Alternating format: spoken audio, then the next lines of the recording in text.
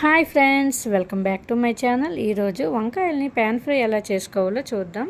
ముందుగా ఒక పెద్ద వంకాయని శుభ్రంగా కడిగి రౌండ్గా ఇలా కొంచెం మందంలో ముక్కలన్నీ కట్ చేసుకొని వంకాయ ముక్కల్ని నీళ్ళల్లో వేసి పక్కకు పెట్టుకోవాలి.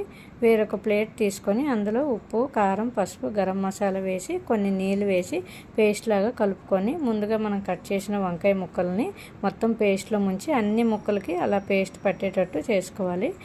స్టవ్ మీద ప్యాన్ పెట్టి కొంచెం ఆయిల్ వేసి ఈ ముక్కల్ని మొత్తం దాని మీద ఒకటి తర్వాత ఒకటి పెట్టి కొంచెం మూత పెట్టాలి. అవి కాసేపు అయినాక ఒక సైడు మొత్తం వేగిన తర్వాత మూత తీసి రెండో పక్క కూడా టర్న్ చేసుకోవాలి. మసాలాను మాత్రం మాడకుండా స్టవ్ని కొంచెం అడ్జస్ట్ చేసుకొని మళ్ళీ రెండో పక్క మూత పెట్టి కాసేపు వేగిన తర్వాత ఇలా ఉడికాయ లేదో చూసుకుంటే వంకాయ ముక్కలు బాగా వేగుతాయి. ఒక ప్లేట్లోకి తీసుకోవాలి. ఈ వంకాయ ముక్కలు సాంబార్ రైస్లో చాలా బాగుంటాయండి. ఖచ్చితంగా మీకు నచ్చుతుంది. మీరు కూడా ఒకసారి చేసి చూడండి.